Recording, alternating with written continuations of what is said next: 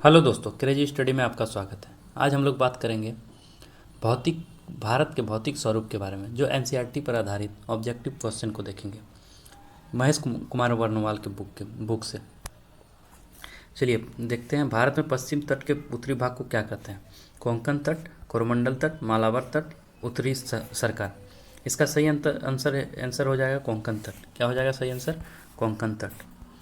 इसके बारे में देखते हैं। कोंकण कोंकण तट पश्चिमी घाट का उत्तरी भाग दमन से गोवा तक, मालाबार तट या केरल तट पश्चिमी घाट का दक्षिणी भाग मंगलूर से कन्याकुमारी तक, उत्तरी सरकार पूर्वी तट से के उत्तरी भाग आंध्र प्रदेश में कृष्णा नदी से गोदावरी नदी तक का भूभाग, कोरोमंडल तट पूर्वी तट के दक्षिणी भाग आंध्र प्रदेश एवं तमिलनाडु का तटीय मैदान। चलिए हम लोग अब आगे बढ़ते हैं। पाक जलडमरू तथा मन्नार की खाड़ी द्वारा निर्मित संकीर्ण समुद्री जलमार्ग द्वारा इनमें से कौन सा देश भारत से अलग होता है? बांग्लादेश, म्यांमार, श्रीलंका, पाकिस्तान। इसका सही आंसर हो जाएगा श्रीलंका। श्रीलंका। क्या हो जाएगा इसका सही आंसर? श्रीलंका। इसके बारे में, पाक जलडमरू भारत के तमिलनाडु राज्य और श्रीलंका के उत्तरी भाग के मध्य स्थित एक जल संयोजी है। यह बंगाल की खाड़ी को पाक की खाड़ी, मन्नार की खाड़ी से जोड़ता है। इस जलडमरू का नामकरण ब्रिटिश शासनकाल में मद्रास प्रेसिडेंसी के गवर्नर रॉबर्ट पॉक के नाम पर किया गया है। अब हम लोग आगे बढ़ते हैं। सियाचिन ग्लेशियर को लेकर किन देशों में विवाद है? सियाचिन ग्लेशियर को लेकर किन देशों में विवाद है? भारत और चीन, भारत और अफगानिस्तान, भारत और पाकिस्तान, भारत और नेपाल। इसका सही आंसर हो जाएगा भारत और पाकिस्तान। क्या हो जाएगा इसका सही आंसर? भारत और पाकिस्तान। इसके बारे में देखते हैं। सियाचिन हिमनद ट्रांस हिमालय की काराकोरम श्रेणी में भारत पाक सीमा पर स्थित है। यह विश्व का सबसे ऊंचा युद्ध स्थल है। इस हिमनद को लेकर भारत और पाकिस्तान के मध्य विवाद है। इसी हिमनद में स्थित रिमो हिमनद से सिंधु नदी तंत्र की प्रमुख सहायक नदी श्योक निकलती है। अब हम लोग आगे बढ़ते हैं। व्हीलर द्वीप का नया नाम क्या है? कौन सा द्वीप का नया नाम? व्हीलर द्वीप का। विक्रम साराभाई द्वीप, सतीश धवन द्वीप, अब्दुल कलाम द्वीप, सीवी रमन द्वीप। इसका सही आंसर हो जाएगा अब्दुल कलाम द्वीप। क्या हो जाएगा इसका सही आंसर? अब्दुल कलाम द्वीप। इसके बारे में देखते हैं। व्हीलर द्वीप का नया नाम अब्दुल कलाम द्वीप है। ओडिशा सरकार ने 2 सितंबर 2015 को इस द्वीप का नामकरण भारत के महान वैज्ञानिक एवं पूर्व राष्ट्रपति एपीजे अब्दुल कलाम के नाम पर किया। यह द्वीप भारत के पूर्वी तट से लगभग 10 किलोमीटर की दूरी पर बंगाल की खाड़ी में स्थित है। भारत अपने प्रेक्षापात्र कार्यक्रम के परीक्षण केंद्र के रूप में प्रयोग करता है। भारत में सबसे लंबा समुद्र तट कौन सा है? भारत में सबसे लंबा समुद्र तट कौन सा है? चपोरा तट, दीप तट, अक्सा तट, मरीना तट। इसका सही आंसर हो जाएगा मरीना तट। क्या हो जाएगा इसका सही आंसर? मरीना तट। इसके बारे में देखते हैं। तमिलनाडु की राजधानी चेन्नई में स्थित मरीना तट भारत का सबसे लंबा समुद्री तट है। इसकी कुल लंबाई लगभग 13 किलोमीटर है। कितनी इसकी लंबाई है? लगभग 13 किलोमीटर। अब हम लोग आगे बढ़ते हैं। भारत में एकमात्र सक्रिय ज्वालामुखी बैरन द्वीप कहाँ स्थित है? अंडमान द्वीप समूह में, निकोबार द्वीप समूह में, लक्षद्वीप में, मिनिकॉय में। इसका सही आंसर हो जाएगा अंडमान द्वीप समूह। कहाँ हो जाएगा इसका सही आंसर? अंडमान द्वीप समूह। इसके बारे में देखते हैं। बैरन द्वीप भारत का ही नहीं बल्कि दक्षिण एशिया का एकमात्र सक्रिय ज्वालामुखी द्वीप है, जो बंगाल की खाड़ी में स्थित अंडमान निकोबार द्वीप समूह का एक भाग है। बैरन का अर्थ है बंजर। बैरन का अर्थ है बंजर, जहाँ कोई नहीं रहता है। इस द्वीप का कोई भी मानव बसा नहीं है। इस द्वीप पर कोई भी मानव बसा नहीं है। खैबर दर्रा कहाँ स्थित है? कौन सा दर्रा? खैबर दर्रा कहाँ स्थित है? भूटान, बांग्लादेश, भारत, पाकिस्तान। इसका सही आंसर हो जाएगा पाकिस्तान। इसका सही आंसर हो जाएगा कहाँ? पाकिस्तान। इसके बारे में देखते हैं। खैबर दर्रा उत्तरी पश्चिमी पाकिस्तान की सीमा और अफगानिस्तान के काबुलिस्तान मैदान के मध्य हिंदुकुश श्रेणी के सफ़ेद को पर्वत श्रृंखला में स्थित है। इस दर्रे के माध्यम से भारतीय उपमहाद्वीप और मध्य एशिया के बीच आवागमन संभव है। अब हम लोग आगे बढ़ते हैं। निम्नलिखित दर्रों में से कौन सा सतलुज नदी घाटी में स्थित है? नाथुला दर्रा, जेलेपला दर्रा, सिपकिला दर्रा, सेराबंथांगा दर्रा। इसका सही आंसर हो जाएगा सिपकिला दर्रा। इसके बारे में देखते हैं। सिपकिला दर्रा हिमालय पर्वत श्रेणी में स्थित एक प्रमुख दर्रा है, जो भारतीय राज्य हिमाचल प्रदेश किन्नौर जिले को तिब्बत से जोड़ता है। सतलुज नदी इसी दर्रे के समीप एक संकरी घाटी से प्रभावित होती हुई तिब्बत से भारत में प्रवेश करती है। इस प्रकार यह दर्रा भारत, तिब्बत और चीन को आपस में जोड़ता है। यह सिक्किम के नाथुला दर्रा के बाद भारत का दूसरा सबसे बड़ा व्यापारिक दर्रा माना जाता है। अब हम लोग आगे बढ़ते हैं। कैलाश मानसरोवर की यात्रा पर जाने वाले तीर्थयात्री को तिब्बत में प्रवेश करने के लिए किस दर्रे को पार करना पड़ता है? खारदुंगला दर्रा, रोहतांग दर्रा, नाथुला दर्रा, बनिहाल दर्रा। इसका सही आंसर हो जाएगा नाथुला दर्रा। क्या हो जाएगा इसका सही आंसर? नाथुला दर्रा। इसके बारे में देखते हैं। कैलाश मानसरोवर की यात्रा पर जाने वाले तीर्थयात्री को तिब्बत में प्रवेश करने के लिए नाथुला दर्रा सिक्किम और लेपुलेख दर्रा कहाँ है? उत्तराखंड को पार करना पड़ता है। नाथुला दर्रा भारतीय राज्य सिक्किम को तिब्बत चुम्बी घाटी से जोड़ता है, जबकि लिपुलेख दर्रा हिमालय पर्वत श्रेणी में अवस्थित भारत, उत्तराखंड, तिब्बत, चीन के मध्य स्थित एक दर्रा है। अब हम लोग आगे बढ़ते हैं। दक्कन पैसेज निम्नलिखित में से किसके मध्य स्थित है? अंडमान व निकोबार, दक्षिणी व लिटिल अंडमान, उत्तर व मध्य अंडमान, दक्षिणी व उत्तरी अंडमान में। इसका सही आंसर हो जाएगा दक्षिणी व लिटिल अंडमान। इसका सही आंसर हो जाएगा दक्षिणी व लिटिल अंडमान। इसके बारे में देखते हैं। इसके बारे में हम लोग देखते हैं। हिंद महासागर में स्थित दक्कन पैसेज एक जल डमरू है। क्या है? जल डमरू मध्य है। यह ग्रेट अंडमान द्वीप समूह रटलैंड द्वीप का भाग है, जो रटलैंड द्वीप को लिटिल अंडमान से अलग करता है। इसके पश्चिम में बंगाल की खाड़ी एवं पूर्व में अंडमान सागर स्थित है। अब हम लोग आगे बढ़ते हैं। बृहद हिमालय में स्थित एक ठंडा रेगिस्तान है। लद्दाख, सतपुड़ा, अरावली, विंध्याचल। इसका सही आंसर हो जाएगा लद्दाख। इसका सही आंसर क्या हो जाएगा? लद्दाख।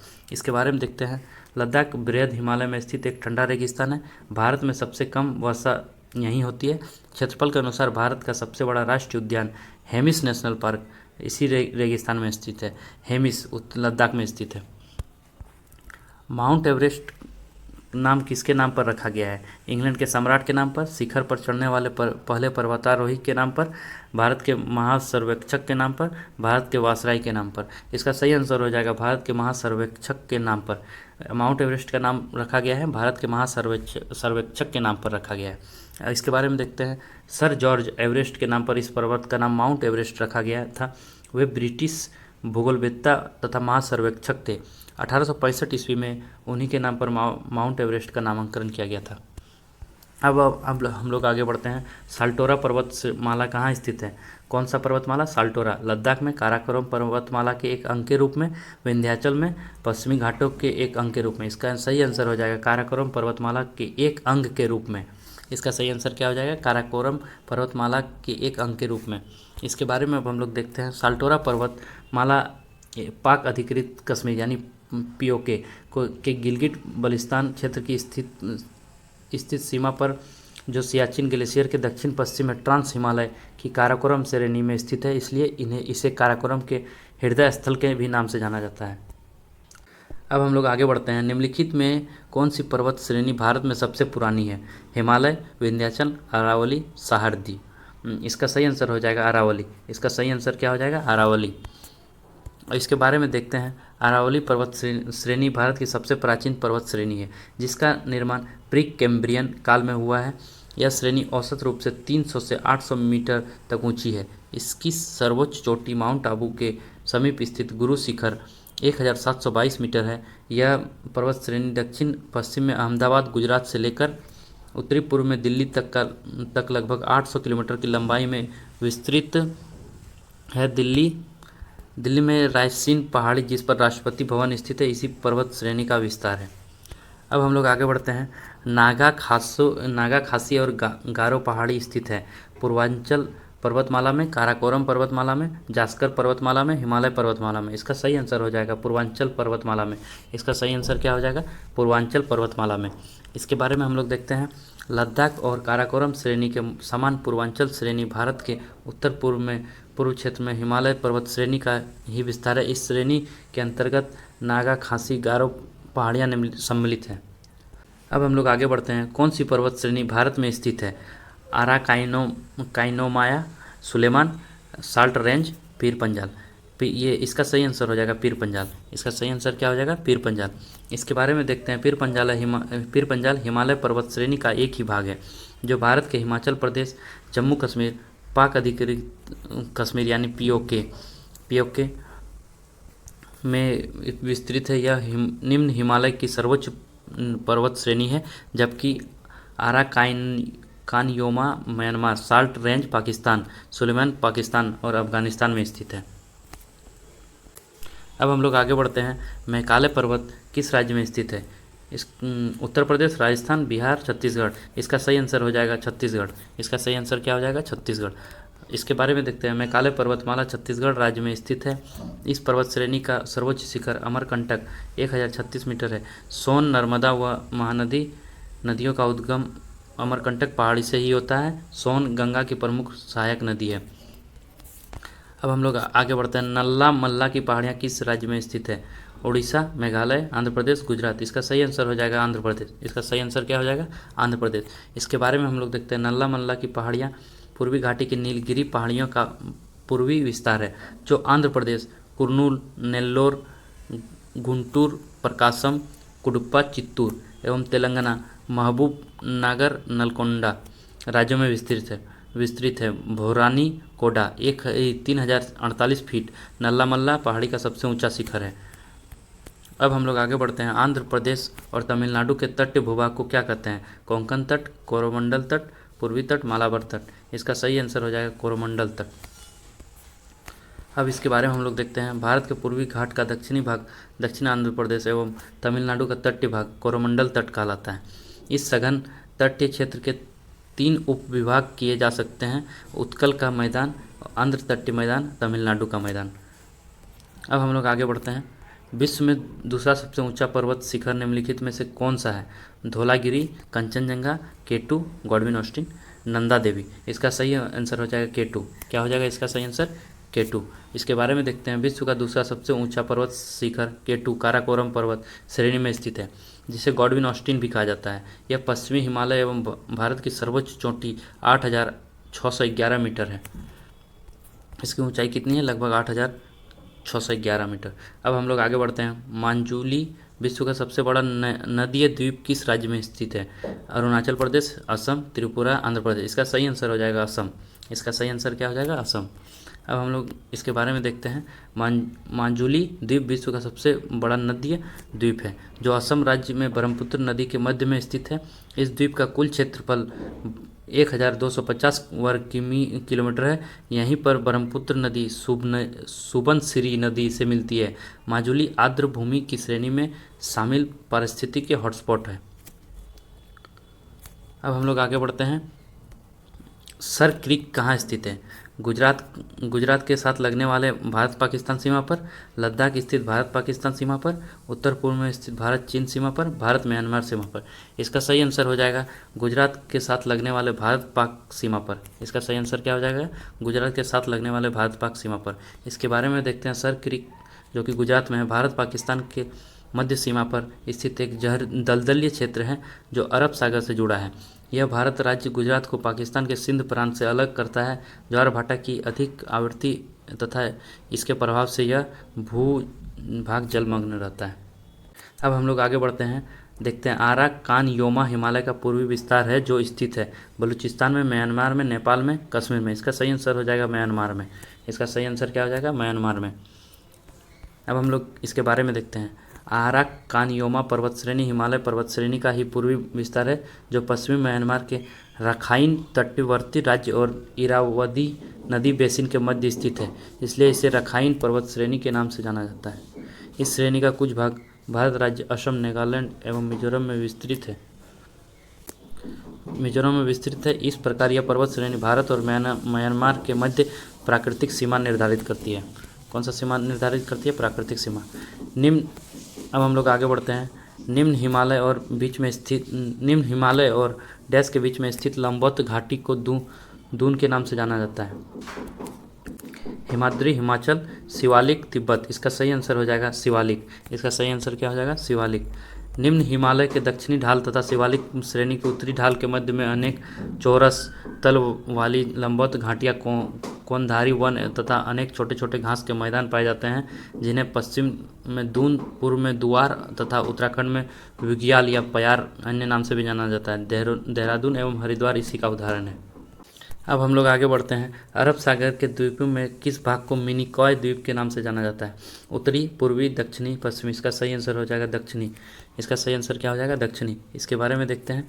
दक्षिण के लक्षद्वीप के दक्षिण भाग में बिखरे छोटे छोटे द्वीप समूह को मिनिकॉय द्वीप समूह कहा जाता है। अरब सागर में स्थित मिनिकॉय स्थानीय नाम मालिक भारतीय द्वीप समूह लक्षद्वीप के सबसे दक्षिण में स्थित एक एटॉल परवाल द्वीप है।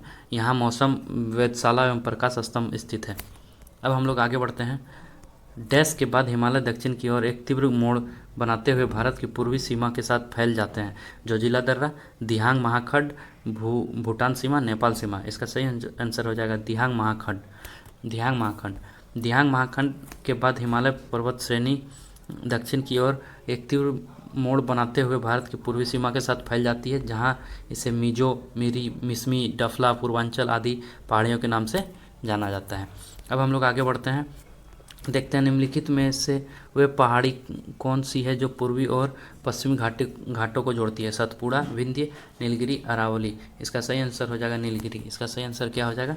नीलगिरी। इसके बारे में देखते हैं। नीलगिरी श्रेणी भारत के दक्षिण राज्यों में तमिलनाडु, केरल एवं कर्नाटक में विस्तृत है।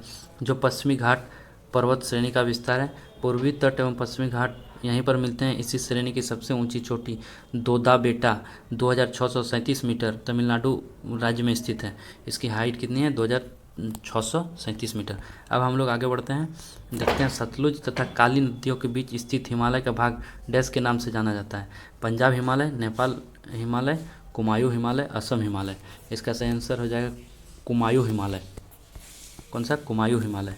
सतलुज तथा काली नदियों के मध्य स्थित हिमालय का भाग कुमायूं हिमालय के नाम से जाना जाता है, जो उत्तराखंड एवं हिमाचल प्रदेश राज्य में विस्तृत है। इसका सर्वाधिक भूभाग उत्तराखंड राज्य में विस्तृत है। नंदा देवी, कामेर, त्रिशूल, केदारनाथ, बद्रीनाथ, दूनगिरी, गंगोत्री आदि इसी श्रेणी के पर्वत चोटियाँ हैं। गंगा, यमुना तथा रामगंगा नदी का उद्गम इसी श्रेणी से होता है। इस श्रेणी में नेपाल हिमालय तथा पश्चिम में कश्मीर हिमालय स्थित है। अब हम लोग आगे देखते हैं। तीस्ता और दिहांग नदियों के मध्य आने वाले हिमालय के भाग को डैश हिमालय कहा जाता है? नेपाल, कश्मीर, असम, जम्मू। इसका सही आंसर हो जाएगा असम हिमालय कहा जाता है। देखते हैं इसके बारे में। तीस्ता और दिहांग नदियों के मध्य स्थित हिमालय पर्वत श्रेणी के विस्तार को असम हिमालय के नाम से जाना जाता है, जो पश्चिम में तत्सांग पो नदी से लेकर पूर्व में भूटान की पूर्वी सीमा तक विस्तृत है। इस प्रकार इस श्रेणी का दक्षिण पूर्वी तिब्बत, उत्तरी असम, सिक्किम, भूटान एवं अरुणाचल प्रदेश में है। इस श्रेणी में सर्वोच्च चोटी नामचा बरवा है। दिहांग महाखंड ब्रह्मपुत्रा नदी में स्थित है, इसी क्षेत्र में है। अब हम लोग आगे बढ़ते हैं। देखते हैं निम्नलिखित में से किसे सह्याद्री पर्वतमाला भी कहा जाता है? पूर्वी घाट, पश्चिमी घाट, शिवालिक पहाड़ियाँ, विंध्य पर्वत। इसका सही आंसर हो जाएगा पश्चिमी घाट। इसका सही आंसर क्या हो जाएगा? पश्चिमी घाट। देखते हैं इसके बारे में। भारत के पश्चिमी तट पर स्थित पर्वत श्रृंखला को पश्चिमी घाट या सह्याद्री पर्वत श्रेणी कहते हैं। यह दक्कन का पठार के पश्चिमी तट के समांतर उत्तर में ताप्ती के मुहाने में, दक्षिण में कन्याकुमारी तक 1600 किलोमीटर की लंबाई में विस्तृत है। यह पहाड़ी गुजरात, महाराष्ट्र, गोवा, कर्नाटक, केरल, तमिलनाडु राज्यों में विस्तृत है। अब हम लोग आगे देखते हैं। केरल के तट को क्या कहते हैं? कोंकण तट, मालाबार तट, कोरोमंडल तट, कोनार तट। इसका सही आंसर हो जाएगा मालाबार तट। मालाबार तट। केरल तट को मालाबार तट कहते हैं, जो मंगलूर से कन्याकुमारी अंतरिक्ष तक विस्तृत लंबा और संकरा समुद्री तटीय क्षेत्र है। यह भारत के दक्षिण पूर्वी भाग में अरब सागर के तट से लगा हुआ है। यह दक्षिण भारत का सर्वाधिक वर्षा वाला क्षेत्र है। ऐतिहासिक रूप से प्रसिद्ध यह तट अपने मसालों के व्यापार के लिए जाना जाता है। अब हम लोग आगे बढ़ते हैं। देखते हैं आगे। जोजिला दर्रा जोड़ता है श्रीनगर और लेह को, अरुणाचल प्रदेश और तिब्बत को, चंबा और स्पीति को, कालिम्पा और लहासा को। इसका सही आंसर हो जाएगा श्रीनगर और लेह को। जोजिला दर्रा किसको जोड़ता है? श्रीनगर और लेह को। इसके बारे में देखते हैं। जोजिला दर्रा हिमालय पर्वत का पश्चिमी भाग है, जो पंजाब हिमालय में स्थित है। यह श्रीनगर और लेह को जोड़ता है। शीत ऋतु में यह दर्रा आवागमन के लिए बंद रहता है। अब हम लोग आगे देखते हैं। पुरातन काल में हिमालय के स्थान पर कौन सा सागर विद्यमान था? लाल सागर, अरब सागर, टेथिस सागर, मृत सागर। इसका सही आंसर हो जाएगा टेथिस सागर। कौन सा? टेथिस सागर। इसके बारे में देखते हैं। हिमालय के अस्तित्व में आने से पहले इसके स्थान पर टेथिस सागर विद्यमान था। हिमालय का निर्माण एक लंबे भूगर्भिक काल से होकर संपन्न हुआ है। पूर्व में इस पर्वत के स्थान पर टेथिस भूसन्नति थी जो भारतीय प्लेट को यूरेशियाई प्लेट से अलग करती थी। इन दोनों प्लेटों के टकराने के कारण दोनों संलग्न अग्रभूमियों में निक्षेपित अवसाद पर दबाव जनित भू संचलन उत्पन्न हुआ, जिससे कुनलून एवं हिमालय की विभिन्न श्रेणियों का निर्माण हुआ।